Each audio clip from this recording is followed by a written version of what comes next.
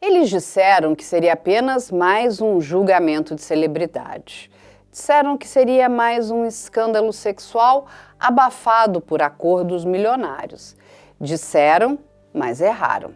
O que está acontecendo dentro do Tribunal Federal de Nova York nas últimas semanas é algo sem precedentes. E na semana de 2 a 6 de junho, o processo contra Diddy ultrapassou uma linha que nem mesmo os especialistas mais céticos previam. Estamos diante de um julgamento que não expõe apenas um artista, expõe um sistema de silêncio, dinheiro, medo e, sobretudo, poder. Em pouco mais de 5 dias, o júri federal ouviu relatos de agressões contra a dignidade sexual, subornos, destruição de provas, agressões registradas em vídeos e até uma tentativa de homicídio à beira de um 17º andar. E talvez o mais perturbador, os depoimentos mostram um padrão de 20 anos, operando com precisão quase cirúrgica para transformar jovens mulheres em peças de um império de prazer e controle absoluto. Mas vamos por partes, porque o que você vai ouvir neste episódio de hoje não é o que a grande mídia está entregando. Aqui vamos conectar as peças, expor o que está no subsolo deste caso e, como sempre, com um compromisso que move este canal. O jornalismo investigativo sério, que você só encontra aqui no IC News. Para quem está chegando agora, eu sou Carla Albuquerque, jornalista investigativa, e este é o IC News, o espaço onde juntos desenterramos os bastidores mais obscuros dos grandes casos judiciais do nosso tempo. Se você valoriza esse tipo de conteúdo, já se inscreve no canal, ative os alertas, compartilhe este vídeo e, principalmente, participe, traga aqui suas dúvidas, suas perguntas, porque este caso vai gerar muitos debates ainda. Agora, voltemos para o tribunal. No centro de tudo, um nome: P. Diddy. Mas o que está sendo julgado não são apenas seus comportamentos privados. São 10 acusações federais gravíssimas, incluindo organização criminosa sob a temida lei RICO, tráfico sexual interestadual, obstrução de justiça, destruição de provas, posse ilegal de armas e lavagem de dinheiro. São acusações que, se comprovadas, podem levar o astro, que já foi um dos homens mais poderosos do entretenimento americano, a enfrentar décadas de prisão federal. Logo na segunda-feira, 2 de junho, a promotoria trouxe ao tribunal uma peça central do quebra-cabeça, a ex-assistente, identificada apenas como Mia. Ela não hesitou. Na frente do júri, descreveu agressões contra sua dignidade sexual, múltiplas vezes cometidas por Diddy, chantagem emocional, violência física e uma dependência financeira cuidadosamente construída para mantê-la no círculo do abuso. Diddy não apenas a violentava, ele a comprava. Em um dos relatos mais perturbadores, Mia descreveu o momento em que Combs invadiu a sua residência e a violentou em sua própria casa. Depois usou o silêncio dela como moeda de controle, financiando seu aluguel e suas despesas, enquanto seguia a violentando em segredo. Eu me sentia um objeto, não uma pessoa, Mia afirmou. Durante o interrogatório, a defesa fez o que já se tornou padrão neste julgamento. Exibiu mensagens antigas de carinho enviadas por Mia a Diddy, na tentativa de desconstruir a vítima.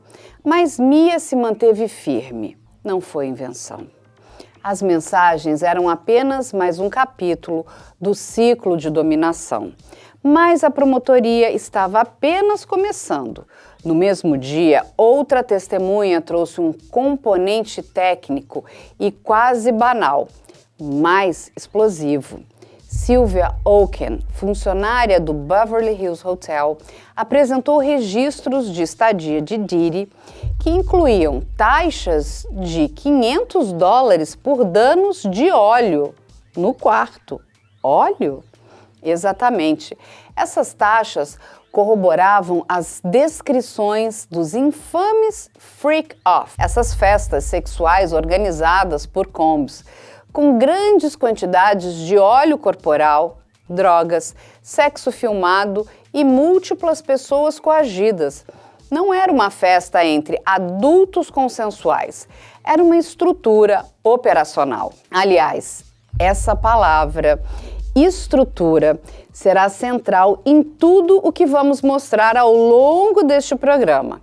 Enquanto isso, Diddy seguia com uma estratégia milimetricamente calculada dentro do tribunal, em silêncio durante os relatos mais gráficos, trocando apenas bilhetes com seus advogados, interagindo com o público com pequenos gestos calculados, como o gesto de coração com as mãos em direção à família, sentada logo atrás dos advogados, mas na sombra desses pequenos gestos paira uma dúvida. Trata-se de um homem que confia na sua inocência ou de alguém acostumado há décadas a manipular o ambiente ao seu redor, inclusive o tribunal?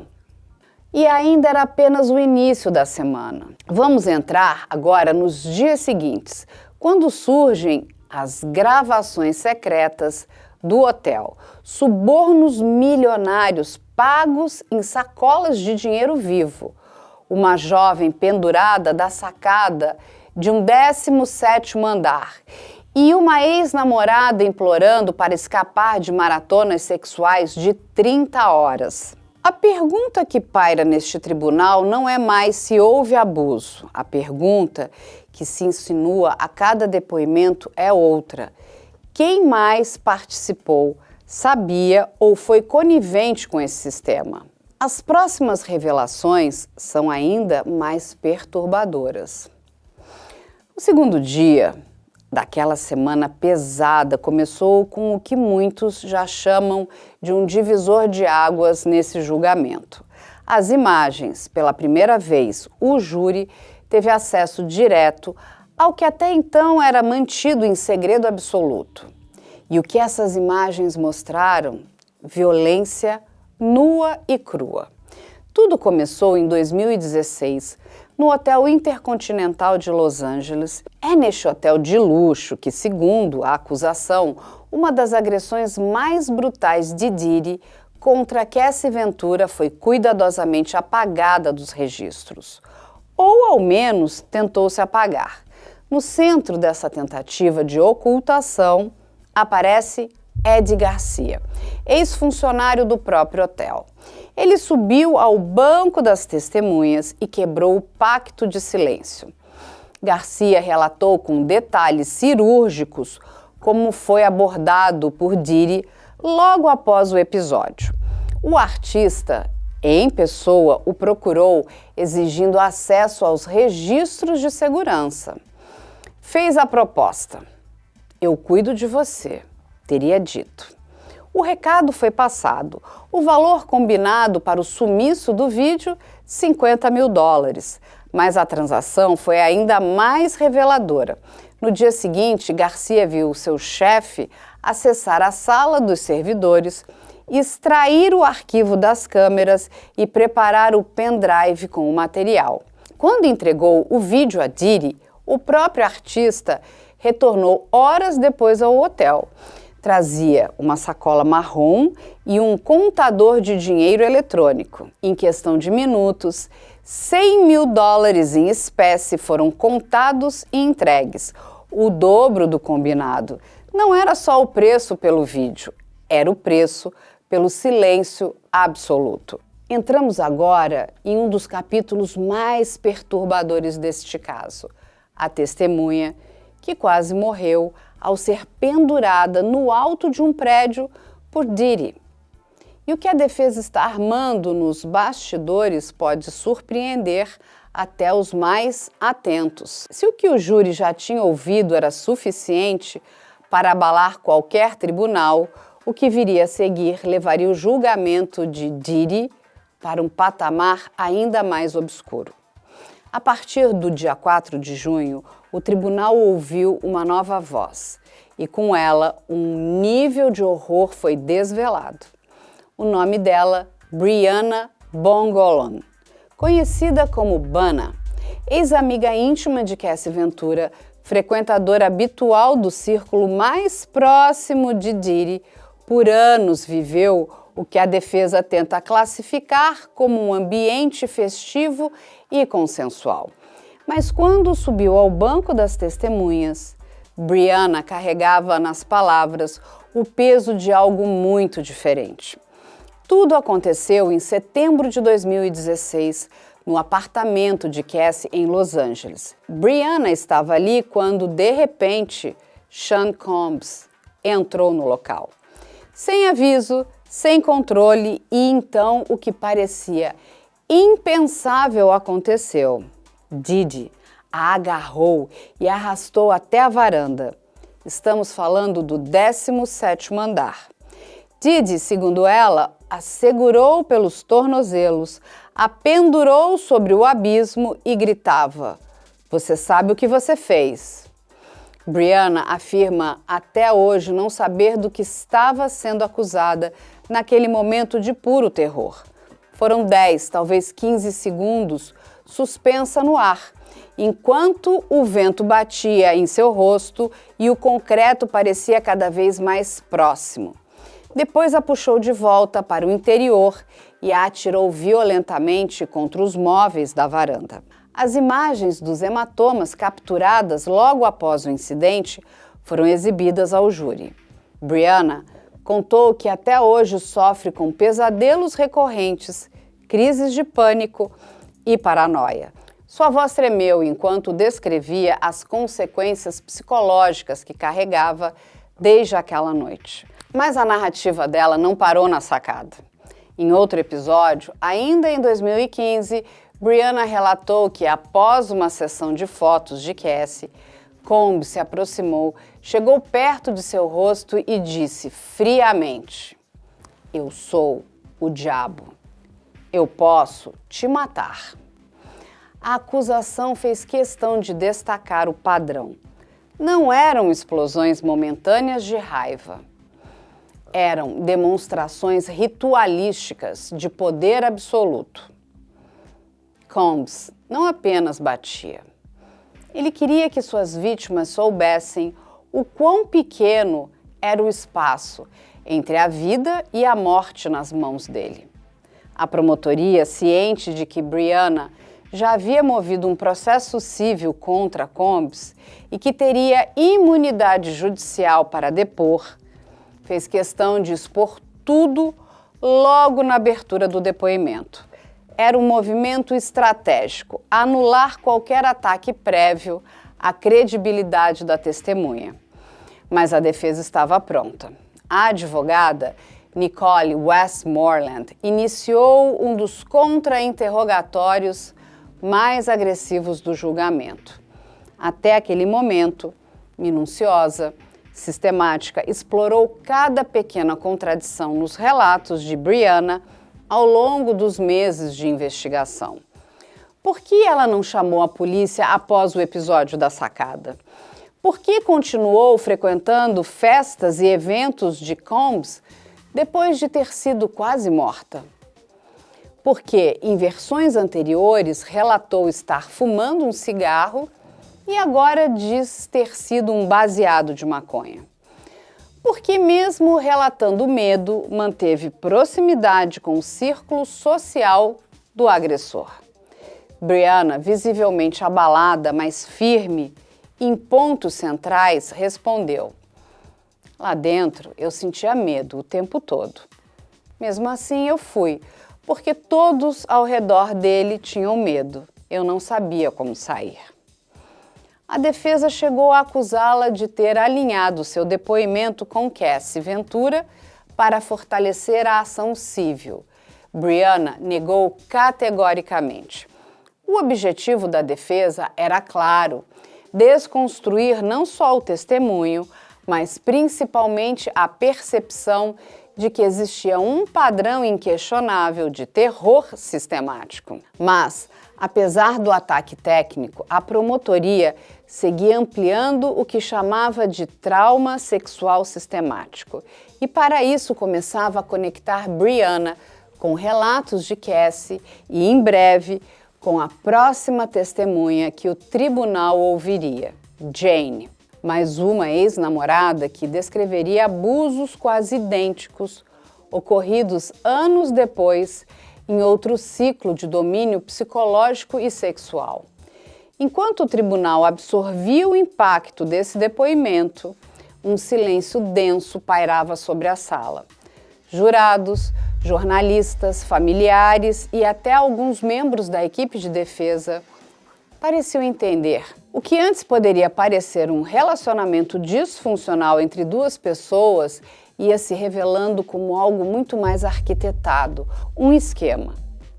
Nos corredores do tribunal, alguns especialistas começaram a falar em voz baixa sobre o risco real que se desenhava no horizonte, o fortalecimento jurídico do uso da lei RICO, geralmente aplicada contra a máfia, narcotraficantes e organizações criminosas estruturadas, agora começava a ganhar contornos cada vez mais palpáveis nesse julgamento. Mas havia algo que ainda não estava na mesa, algo que a promotoria vinha guardando com cuidado: as histórias de submissão financeira e os freak-offs organizados com cronograma, droga, estética e dinheiro, que seriam detalhados na sequência pelas mãos de Jane e que mergulhariam o tribunal num tipo de controle psicológico ainda mais perverso. E aí, a pergunta incômoda ganhava nova camada. Se tudo isso é verdade, quem, ao redor de Diddy, permitiu que isso ocorresse? Quantos viram e optaram pelo silêncio? Agora, vamos nos bastidores financeiros, no recrutamento, nas orgias programadas e na mulher que, mesmo implorando, foi arrastada para sessões sexuais de até 30 horas, com dezenas de homens. E, mais uma vez, a defesa tentará desqualificar. Mas o que virá a seguir pode ser o ponto de não retorno desse julgamento. O tribunal já havia ouvido relatos de violência física, subornos milionários, tentativas de homicídio e chantagens psicológicas. Mas o que começa no dia 5 de junho, com o depoimento de Jane, ex-namorada de Combs, entre 2020 e 2024, abriria uma nova porta, a mais sombria de todas até aqui: a engenharia completa da submissão sexual sistemática. Jane não hesitou. As primeiras frases foram cirúrgicas. Passei 3 anos fazendo sexo com estranhos para agradá-lo. Isso não é amor. Ali, a promotoria começava a desenhar o que vinha chamando nos bastidores de o modelo operacional Diddy. Não era apenas controle emocional, não era apenas violência episódica, era um sistema financeiro, sexual, estético e psicológico. Jane detalhou como, pouco a pouco, foi induzida a participar dos infames freak-offs, maratonas sexuais organizadas por Combs, muitas vezes com dezenas de horas de duração, sessões que poderiam chegar a 30 horas seguidas, sempre regadas a êxtase, ketamina e GHB. Mas o mais perturbador não era o sexo em si, era o planejamento por trás de tudo. Combs definia quem participaria. Escolhia os homens, ordenava que Jane tomasse as drogas, supervisionava todo o ato, gravava cada encontro e depois revisava as gravações, criticando, humilhando Jane por não performar da forma que ele desejava. Ele, me fazia gravar tudo, assistia depois e me dizia o que eu fiz de errado, relatou Jane. O tribunal mergulhava ali num mecanismo perverso, o ciclo da recompensa financeira seguido da punição psicológica. Combs bancava o aluguel de Jane, suas contas pessoais e fazia transferências regulares de até $20.000 para cobrir todas as despesas. Mas cada vez que Jane esboçava recusa, o tom mudava. Ameaçava cortar o suporte financeiro. Se eu dissesse não, perdia tudo. Inclusive o controle ia além do dinheiro. Jane revelou como Combs passou a definir até sua estética pessoal. Exigia cabelo sempre liso, bronzeado perfeito, unhas claras, aparência impecável. Não era mais uma namorada, era um projeto moldado sobre regras específicas, como se cada detalhe da sua imagem estivesse a serviço da fantasia do réu. Num dos trechos mais angustiantes do depoimento, Jane contou que inicialmente ainda tentou participar para agradá-lo, mas com o tempo começou a implorar para que os encontros terminassem. Chegou a enviar mensagens suplicando: "Eu não sou uma estrela pornô, eu não sou um animal." Mensagens que foram lidas em voz alta no tribunal, diante do júri. Mas o pedido foi ignorado. Ao contrário, quanto mais ela resistia, mais Combs pressionava. Ele dizia que se eu parasse, perderia tudo. Repetiu Jane com a voz embargada. A promotoria sabia o peso emocional que carregava naquela narrativa. Sabia também o risco. O contra-interrogatório da defesa viria com força, tentando, como sempre, atacar a credibilidade. Mas antes de entregar a palavra à defesa, os promotores deram um último golpe estratégico. Expuseram um padrão convergente entre os relatos de Jane, Cassie Ventura e Mia. 3 mulheres, 3 períodos diferentes, 3 narrativas quase sobrepostas, separadas por anos, mas idênticas na lógica de poder, subjugação e coação. Nesse momento do julgamento, a sala estava em absoluto silêncio. Jornalistas registraram membros do júri emocionados. Alguns desviando o olhar das telas ao ouvirem detalhes gráficos dos encontros.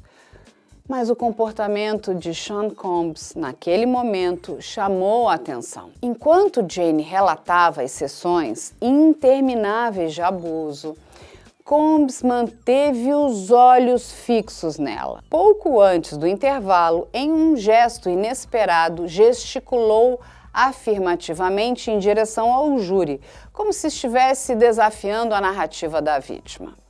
O juiz federal, Arun Subramanian, interveio imediatamente, ordenou o encerramento do gesto e advertiu Combs severamente. Qualquer nova tentativa de comunicação com o júri poderá levá-lo à expulsão da corte, sentenciou o juiz. Ali, pela primeira vez no julgamento, Didi foi formalmente ameaçado de ser retirado da própria sessão. Foi um plot twist que tensionou ainda mais o ambiente já pesado na Corte Federal de Nova York. Do lado externo do tribunal, a imprensa americana se dividia. CNN, Reuters, New York Times e Rolling Stones falavam em trauma sexual sistemático. Especialistas começavam a discutir um ponto crucial: o risco real da acusação em tentar sustentar a aplicação da lei RICO, sem ainda ter apresentado uma testemunha interna da operação financeira e logística do esquema de Combs. Mas o que o público ainda não sabia era que a promotoria preparava justamente esse movimento para as próximas semanas. Trazer integrantes da equipe interna de Combs que cuidavam dos pagamentos, reservas de hotéis e controle dos eventos sexuais. E com eles, o que pode ser o elo final para sustentar o argumento do crime organizado. Enquanto isso, a defesa prepara sua estratégia mais arriscada: confrontar Jane nos próximos dias com o mesmo manual já usado. Resgatar mensagens antigas, expor contradições e sugerir que tudo não passou de um acordo consensual mal resolvido. Mas o tribunal agora já não parece tão receptivo a essa tese. Vamos entrar na tensão máxima. Como a defesa vem tentando implodir as testemunhas uma a uma? E quem são, afinal, os poderosos advogados que hoje formam o chamado Dream Team jurídico de Sean Combs, com expertise na lei RICO, seitas sexuais e fraudes financeiras? O jogo agora vai entrar na zona mais perigosa. Enquanto o júri absorvia o peso dos depoimentos longe dos holofotes da sala de audiências, uma verdadeira operação de guerra jurídica seguia funcionando nos bastidores. Porque Sean Combs não está apenas no banco dos réus, ele está no comando de uma das maiores e mais agressivas equipes de defesa montada para um julgamento criminal federal das últimas décadas. Chamam de Dream Team. E o apelido não é exagero. À frente da defesa está Mark Agnifilo, um nome que carrega história.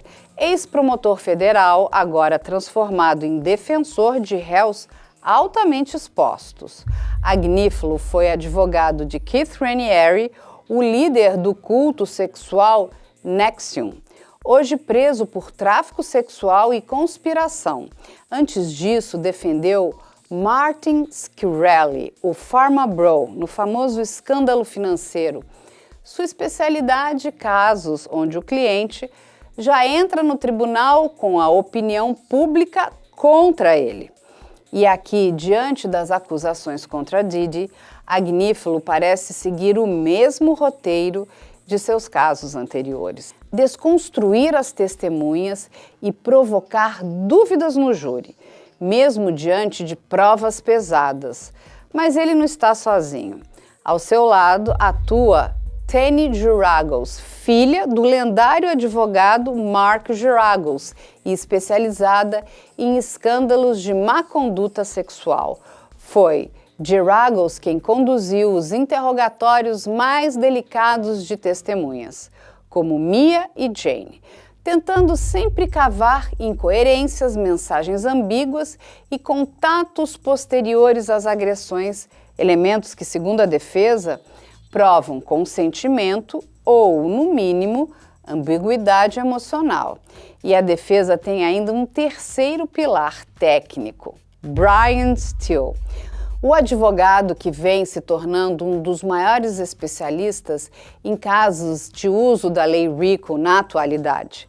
Steele ficou mundialmente conhecido por sua atuação na defesa do rapper Young Thug, em um dos maiores julgamentos de organização criminosa da história da Geórgia. Agora, Diddy o contratou justamente para enfrentar o coração da acusação: o uso da lei RICO, geralmente aplicada a máfias e cartéis, para descrever a estrutura de exploração sexual montada por Combs. Nos bastidores, fontes próximas ao caso relatam que Steele vem traçando uma linha extremamente arriscada. Não nega a existência dos freak-offs, tampouco as extravagâncias sexuais, mas insiste que tudo foi consensual. E mais, que as vítimas sabiam o que estavam fazendo, permaneceram por livre vontade e hoje estariam motivadas por dinheiro ou vingança após o fim dos relacionamentos. É essa a tese central que o júri terá que aceitar ou rejeitar: abusos sistemáticos ou relações adultas com escolhas questionáveis. Mas o núcleo jurídico da defesa vai ainda além. Nos bastidores de apelações futuras, trabalha Alexandra Shapiro, uma das mais respeitadas advogadas de apelação constitucional dos Estados Unidos, com passagem pela Suprema Corte. Se Diddy for condenado, será ela quem conduzirá os próximos movimentos na tentativa de reversão. E por trás de todos, opera discretamente uma equipe paralela de investigadores privados, analistas forenses e consultores de imagem pública, que orientam desde as postagens nas redes sociais da família de Diddy até a escolha calculada de quais filhos devem estar presentes no tribunal a cada sessão. Sempre com o mesmo objetivo: controlar a narrativa. Aliás, não é por acaso que ao longo de todo o julgamento, Diddy vem mantendo a mesma postura teatral e meticulosamente calculada. Durante os depoimentos mais pesados, expressão imóvel, quase de gelo. Nos momentos de identificação formal no tribunal, pequenos acenos ao júri. Intervalos de audiência usados para a troca contínua de bilhetes com seus advogados. E, claro, as constantes presenças sincronizadas da mãe, dos filhos e das filhas, compondo a imagem da família unida sob perseguição pública. Mas nem tudo vem saindo como planejado. O episódio do gesto direcionado ao júri, interrompido pelo juiz Arun Subramanian, e que quase custou sua permanência na corte, foi visto por especialistas como o primeiro grande erro tático visível do réu até aqui. Foi um deslize ou uma tentativa de sutilmente intimidar o corpo de jurados? Nos bastidores da mídia americana, essa pergunta ecoa. Veículos como Rolling Stone, CNN e New York Times já começam a questionar não apenas a culpa ou inocência de Combs, mas a complexidade de um caso onde o réu claramente entende o peso da teatralidade sobre o júri e tenta explorar cada detalhe psicológico da sala. Por enquanto, o que a defesa conseguiu, e isso precisa ser dito, foi manter o julgamento num campo minado de percepções ambíguas. As provas são fortes, as vítimas são numerosas, mas a defesa sabe que muitas vezes não é a força da prova que define o veredito, e sim a dúvida final plantada na mente de ao menos um jurado. E é nessa fresta psicológica que o Dream Team de Diddy aposta todas as suas fichas. Mas a promotoria também não recua. Como o governo federal prepara justamente o que pode ser o movimento final, trazer ao banco integrantes do próprio círculo operacional de Combs, motoristas, assistentes financeiros, organizadores logísticos para tentar fechar a tese de crime organizado e com eles possíveis gravações ainda não públicas. Agora vamos tocar naquilo que pode ser a virada definitiva ou o último respiro da defesa. Até aqui, o júri já havia ouvido as vítimas, já havia visto as imagens, já havia sentido o peso das agressões. Mas na sexta-feira, 6 de junho, a promotoria deu início ao movimento que vinha sendo preparado desde o primeiro dia de julgamento. Trazer para o banco de testemunhas os operadores internos do sistema. Até então, as defesas vinham conseguindo levantar suas teses clássicas. Eram relações complicadas, sentimentos ambíguos, com sentimentos duvidosos, mas com a entrada do círculo interno de Diddy no tribunal, o discurso da defesa começaria a perder terreno. O primeiro a falar foi David James, ex-assistente pessoal de Combs. David não era uma vítima direta, era logística. Seu papel? Organizar datas, alugar hotéis, coordenar motoristas, garantir que os convidados certos, e só eles, entrassem nas festas.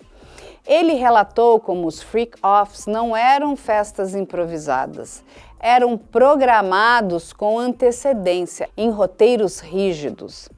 Listas de participantes, quantidades absurdas de drogas e lubrificantes, câmeras preparadas, pagamentos efetuados antes das sessões começarem, David James entregou planilhas, registros bancários e meios de instrução e deixou claro: nada ali acontecia por acaso, existia uma cadeia de comando.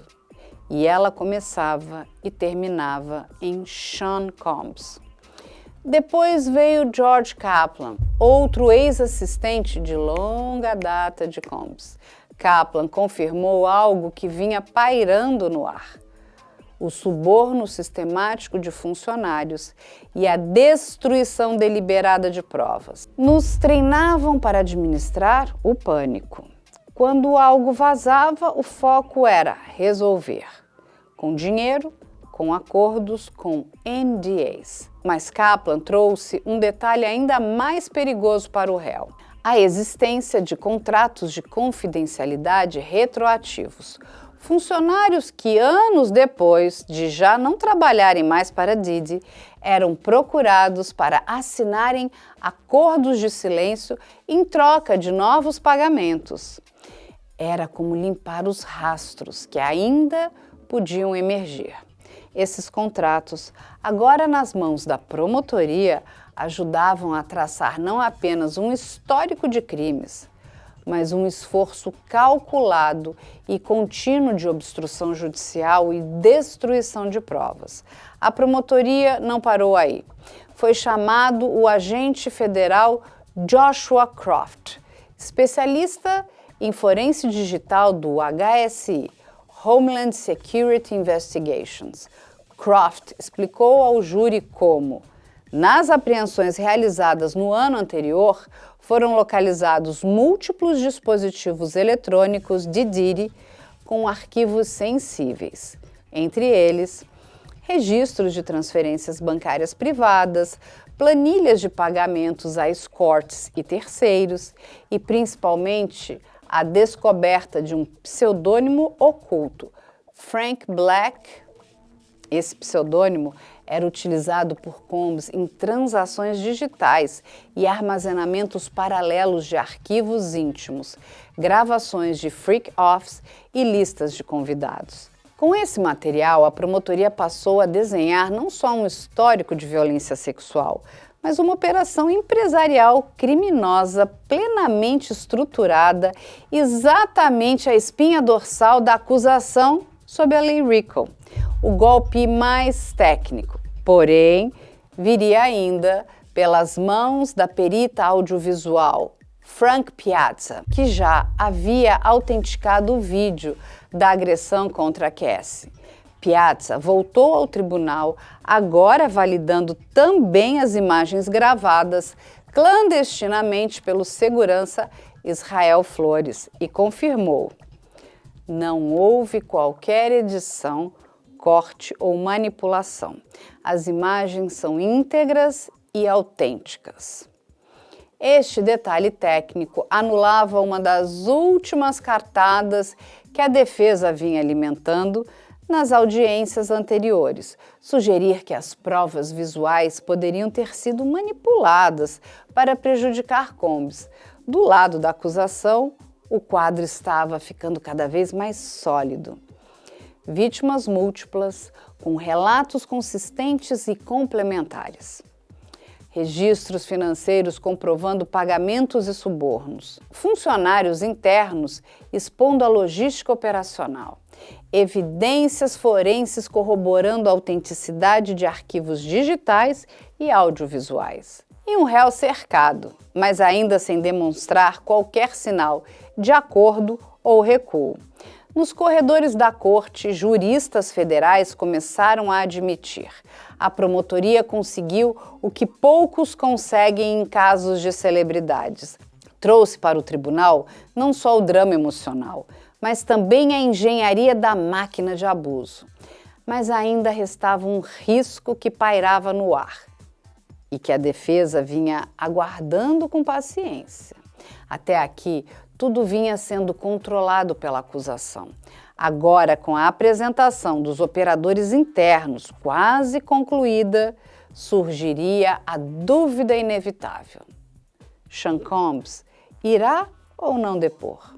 Nos bastidores, especula-se que o próprio Combs contra as orientações de parte de seus advogados, cogita sim subir ao banco para tentar virar o jogo emocionalmente diante do júri. Se o fizer, entraremos no campo de maior tensão possível de qualquer julgamento criminal. Réu sob juramento diante dos promotores com tudo em risco. Agora precisamos mostrar como a imprensa americana já trata essa possibilidade como um momento de tudo ou nada do julgamento. Vamos entrar na disputa cada vez mais explícita entre bastidores políticos e estratégias de perdão presidencial que estão sendo articuladas nos bastidores, incluindo nomes como Trump, 50 Cent, Kanye West e aliados de peso que orbitaram o caso. A tensão vai subir ainda mais. À medida que a promotoria fecha sua apresentação de provas, o tribunal respira, mas não relaxa, porque agora o jogo entra na zona perigosíssima, o dilema do próprio réu. P. Diddy vai ou não vai depor? Dentro da defesa, há divisão. De um lado, os advogados técnicos como Brian Steele e Alexandra Shapiro alertam que colocá-lo no banco seria abrir uma brecha mortal para a promotoria, desestabilizá-lo, explorar contradições e confrontá-lo com as dezenas de provas já apresentadas. De outro, ao próprio Combs, segundo fontes próximas, inclinado a falar. Seria um movimento desesperado de tentar reconquistar emocionalmente o júri, apresentando-se como vítima de uma conspiração midiática judicial? É um risco clássico de alta tensão em grandes julgamentos criminais. Se falar, pode emocionar. Se falhar, pode destruir tudo. Mas por que a defesa cogita esse movimento agora? Porque nos bastidores uma segunda batalha começou a emergir e ela acontece fora da sala do tribunal. O julgamento já deixou de ser apenas jurídico, agora é político. Nos últimos dias, declarações públicas incendiaram ainda mais o cenário. Donald Trump, pressionado por aliados de longa data de Combs, declarou em entrevista que, caso reeleito, olharia os fatos com muita atenção, antes de qualquer condenação definitiva de Diddy. Isso, lá atrás, antes da eleição. Embora não tenha prometido perdão, o simples aceno já produziu reações imediatas, porque ele volta a falar isso na sala da Casa Branca. Então, 50 Cent publicou: "Não faça isso. Não faça isso, Trump. Não nesse caso." Enquanto Kanye West, por outro lado, foi direto ao ponto: "Libertem Diddy." O Partido Republicano, em silêncio tenso, observava o impacto dessa possível interferência, porque, em paralelo, o caso Diddy agora carrega implicações também eleitorais. Alienação de eleitoras mulheres? Contradição com a política de lei e ordem defendida publicamente?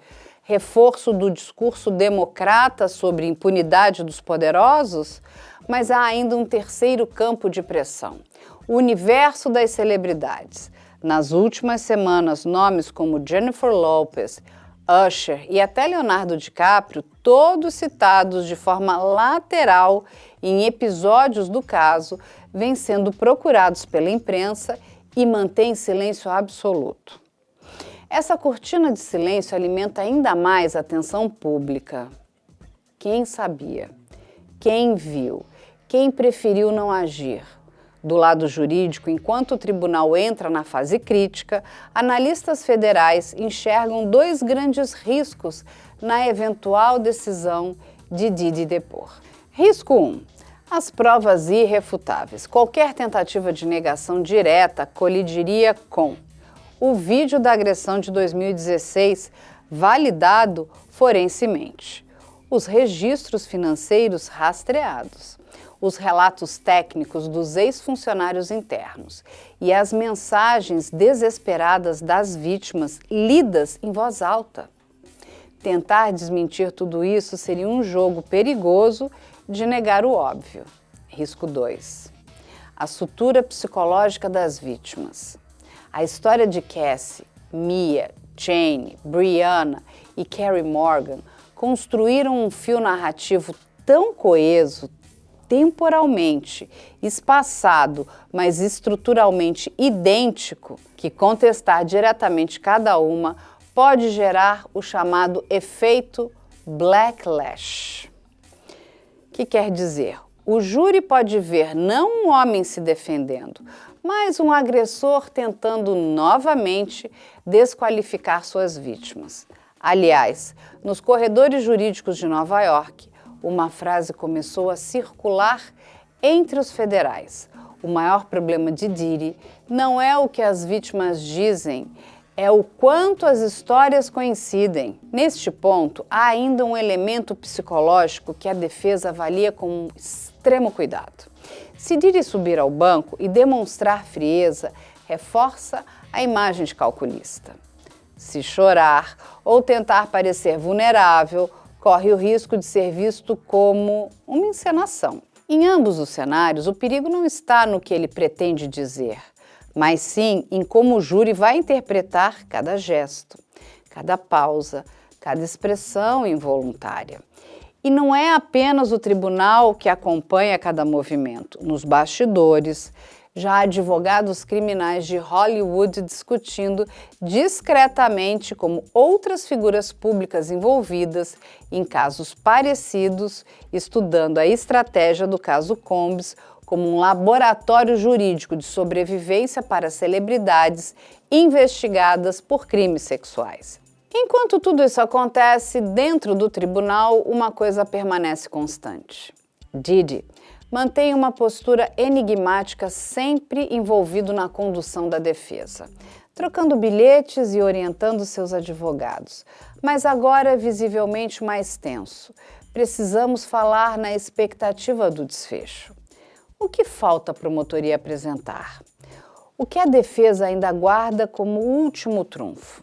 E qual será o peso final do sistema federal americano ao aplicar ou não a Lei RICO a um dos homens mais poderosos da indústria musical nas últimas 3 décadas?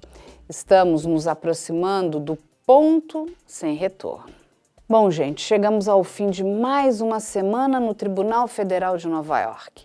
5 dias que não apenas ampliaram o escopo das acusações contra Sean Combs, mas revelaram a complexidade, a engenharia e o nível de controle que pairavam por trás da máscara pública de um império musical.